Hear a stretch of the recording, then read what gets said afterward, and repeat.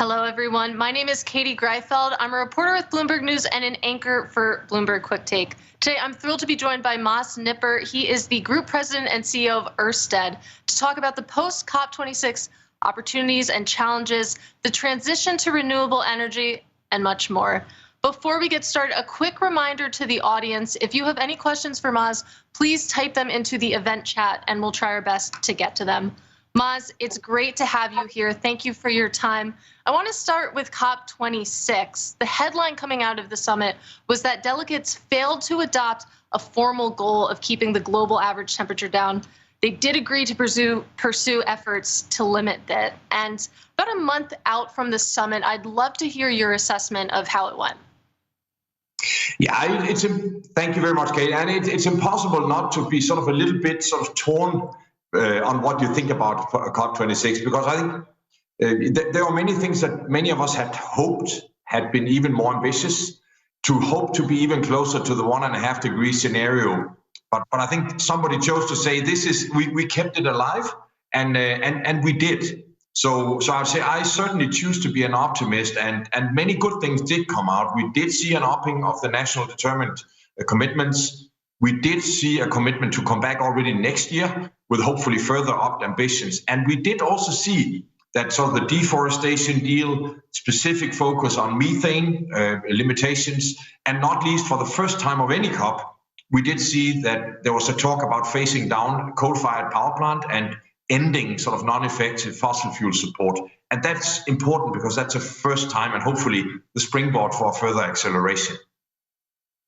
And I'm curious, from your perspective as the CEO of Ørsted, coming out of the summit, what opportunities and challenges do you see for your corporation?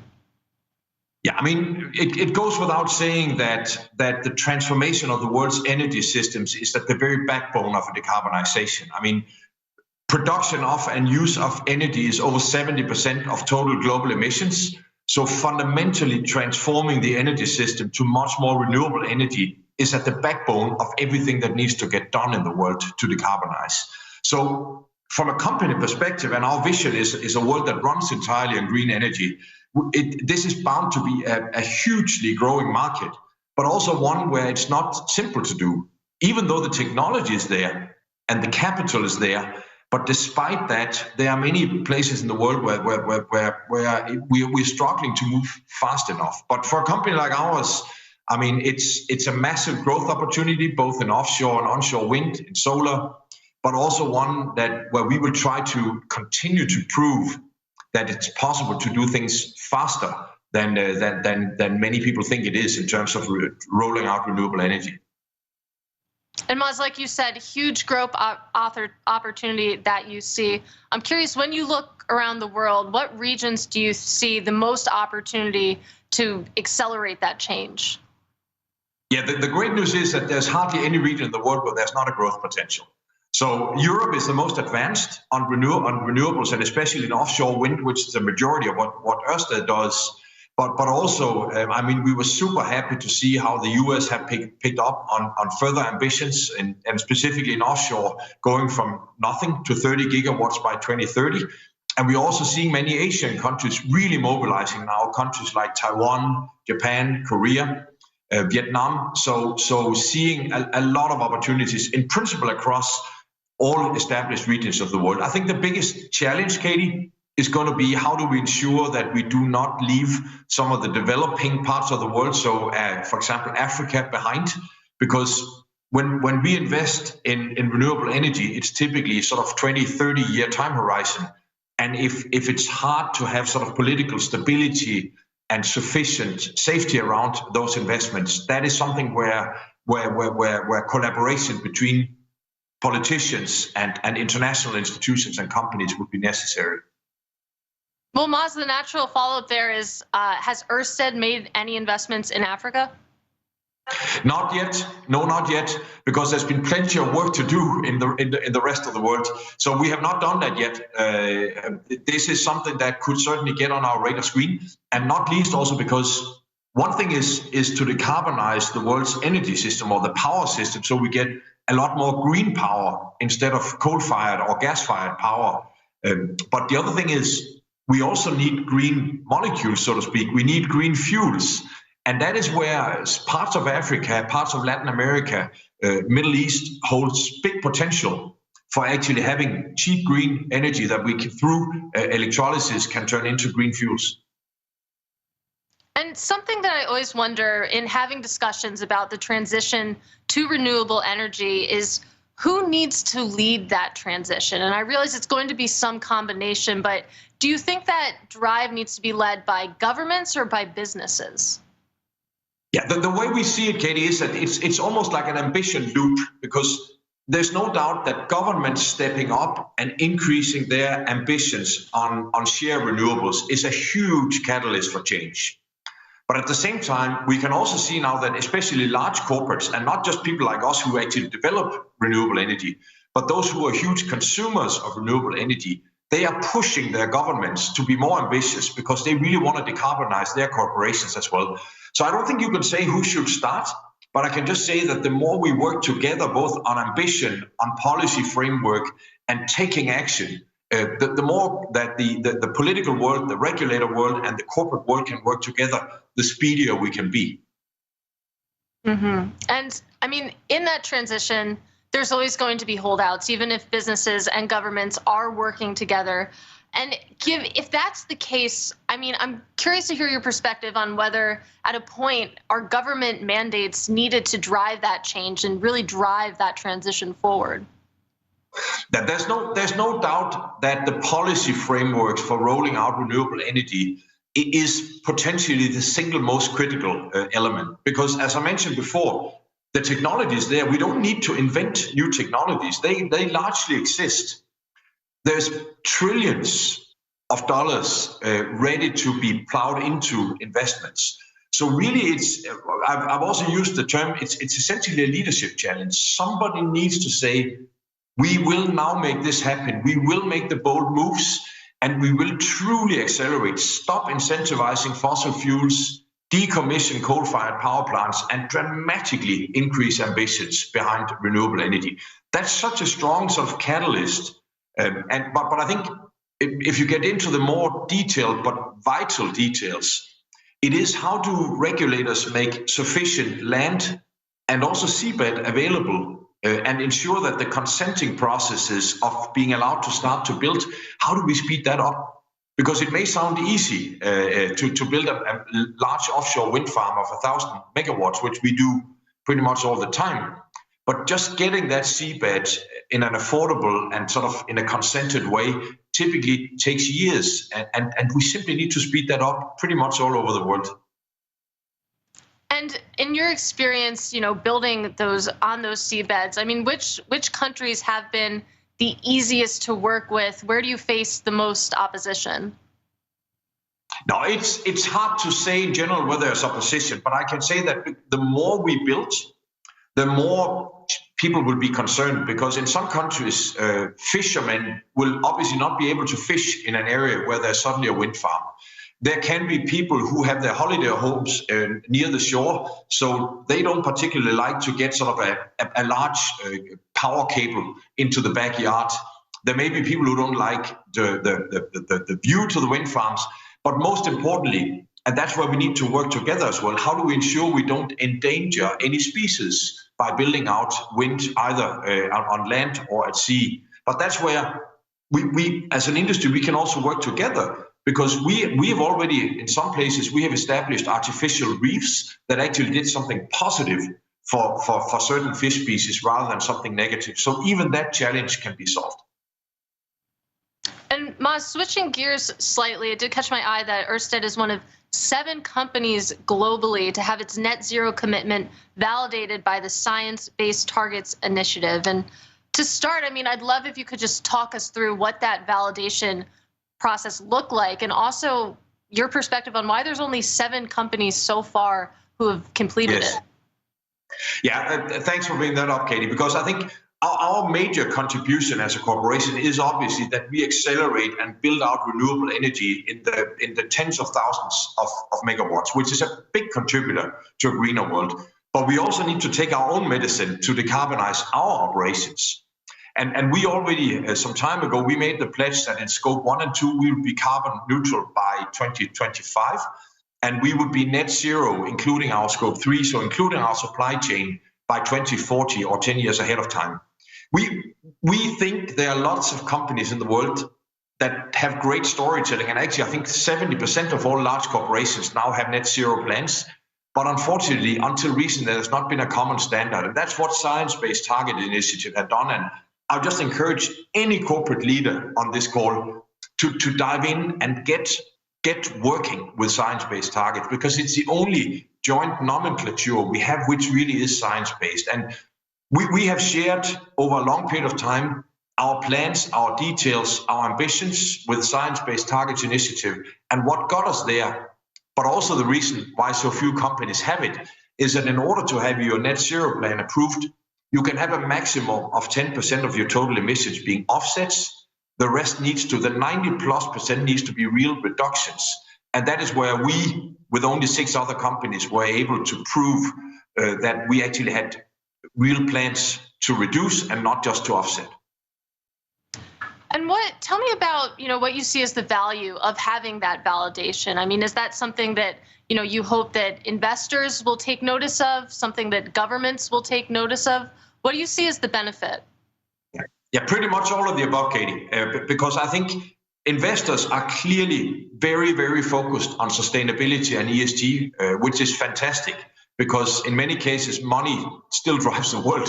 And therefore, investors who and banks as well, who they actually put requirements to companies, whether they have substance in their claims and targets, is great.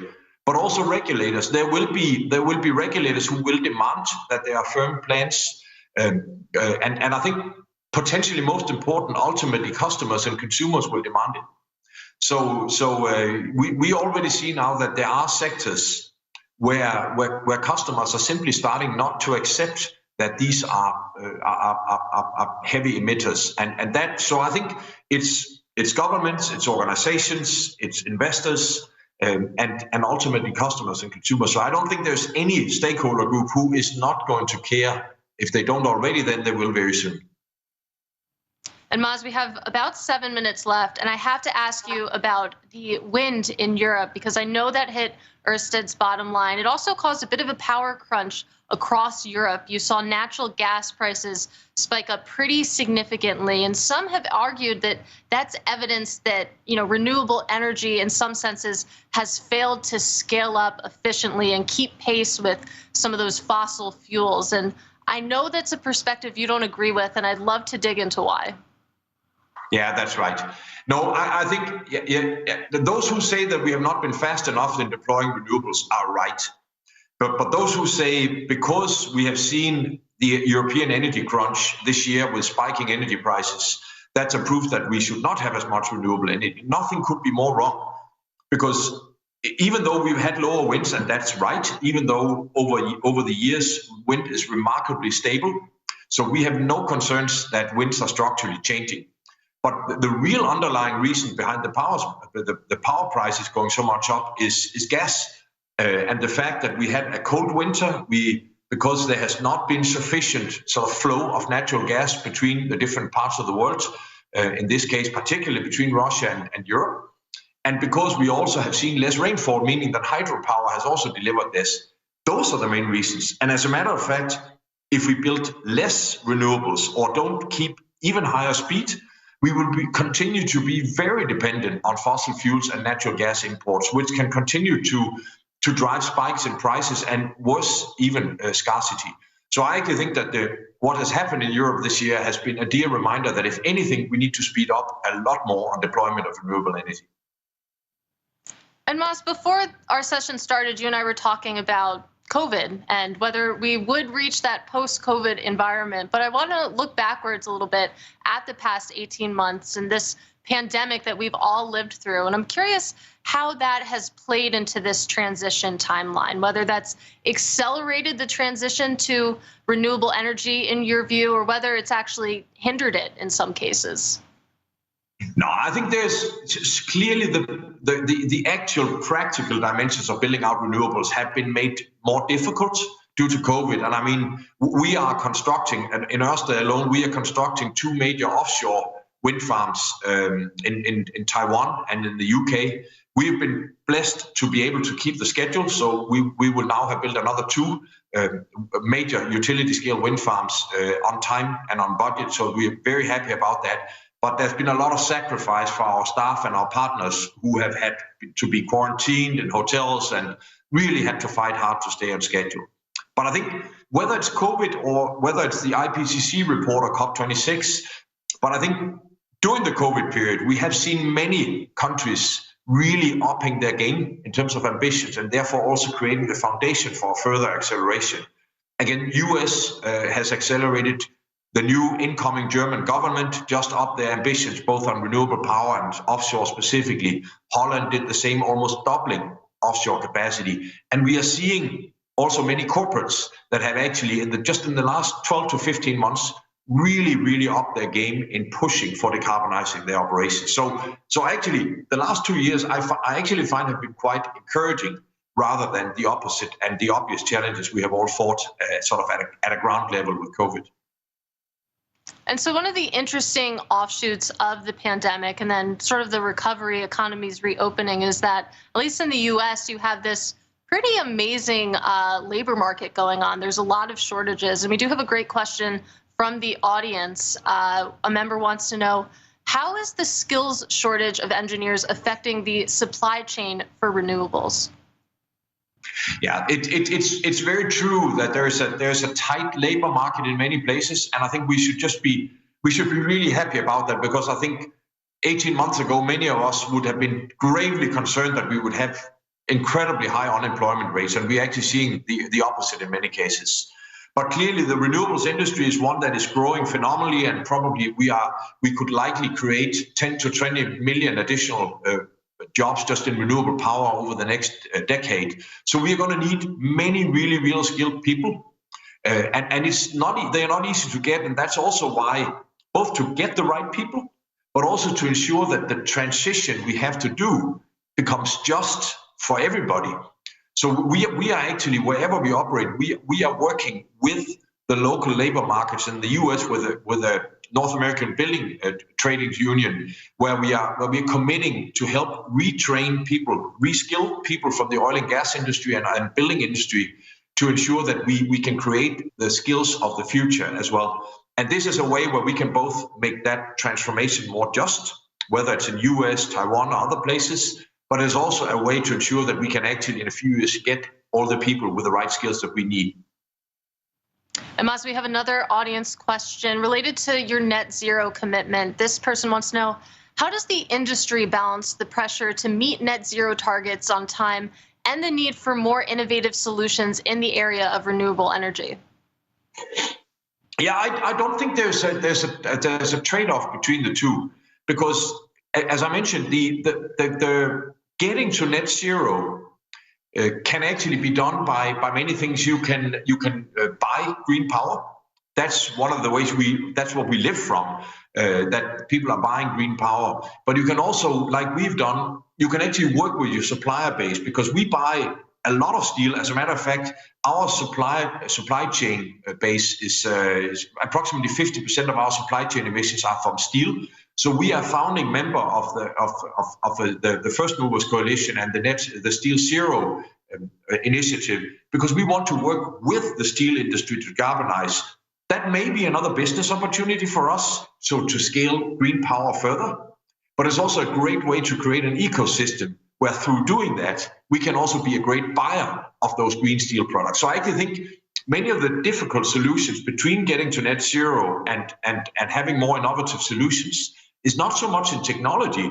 As a matter of fact, in many cases, it's new ways of collaborating in ecosystems of companies, or sometimes even with regulators and organizations. And Mas, we have just about 30 seconds left, but we are 3 weeks away from 2022. Curious, what's your top priority moving into the new year?